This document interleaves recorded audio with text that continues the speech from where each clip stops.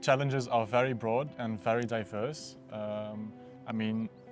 To start with reused materials, we are competing with new materials, which are artificially cheap, right? We can get our hands too easily on materials that come from the other side of the globe. So while reusing materials, you already have the materials, but you have to work a bit to retrieve them.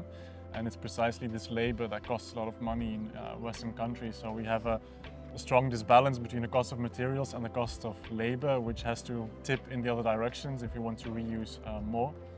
But obviously there are also a lot of normative challenges. Like, for example, this building, it was built in the 1970s. It will certainly not comply to energy efficiency standards of today. So that makes it really hard to reuse, for example, glazing or facade profiles such as these. Similarly with consumption of lighting, etc., etc.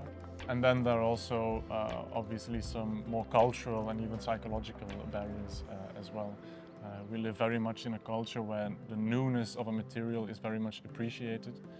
And people tend to see newer materials as better and are far from willing to pay the same price, let alone pay more for reclaimed material. And this idea of a material being used already by another person is sometimes also an obstacle. This morning we talked about reusing sanitary equipment, toilets, for example. Not everyone is comfortable using a toilet that already has been installed in another building, even though, of course, it's perfectly cleaned, etc., and it's a doable material. And sometimes it's just simply attached too hard to a surface, and you can just not unglue it. So I guess it's a very pragmatic barrier, I would say. Yeah, buildings have definitely become more heterogeneous in their material composition.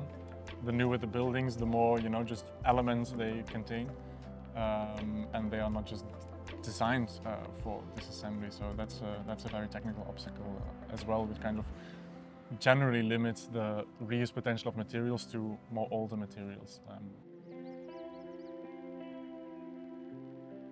I think a good evidence of that is that nowadays, at least in Brussels, there is a big move from cities, from municipalities to do big efforts, and this is a way larger scale than individual persons being excited about reusing something.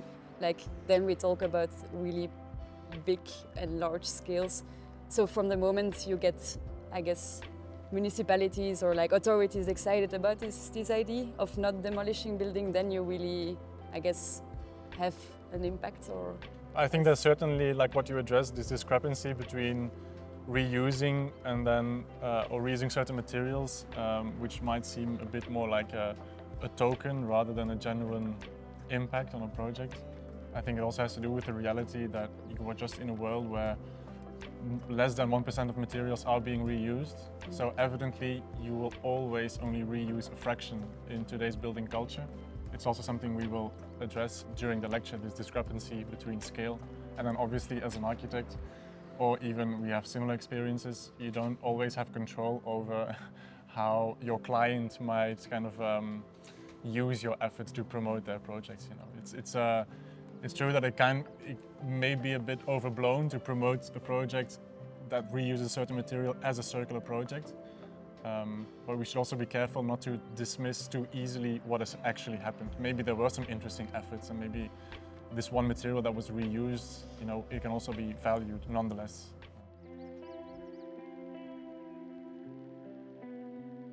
Now, the three topics you mentioned, those are all things related to materials which have a very unique quality because they come from a certain time.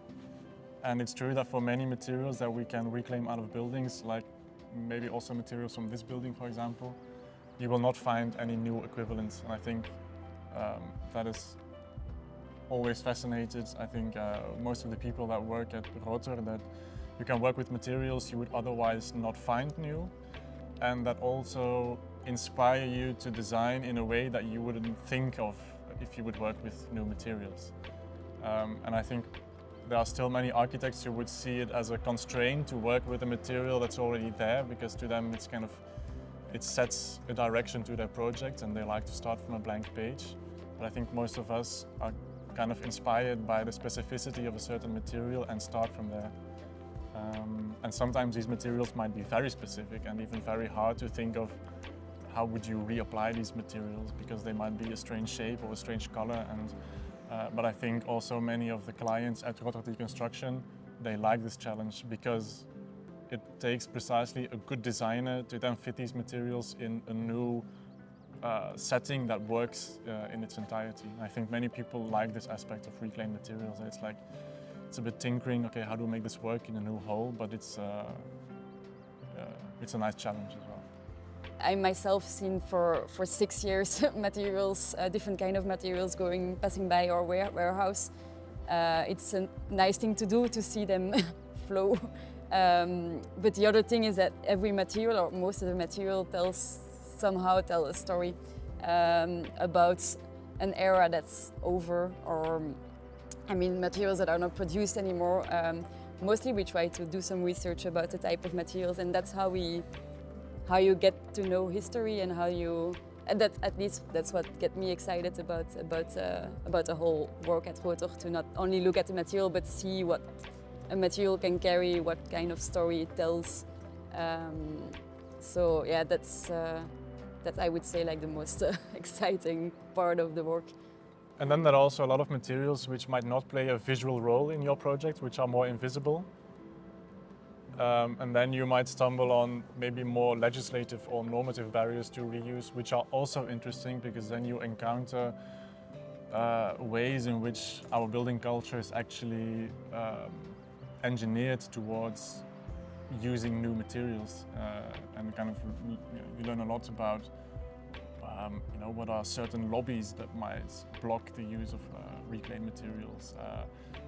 Obviously, manufacturers who are producing new materials, they have an interest in keeping on producing them, and so they will also think about all kinds of instruments to kind of protect their markets. And reusing materials will kind of lead you to ways of discovering how that works, exactly what role norms play and standards play, and how these actually come about.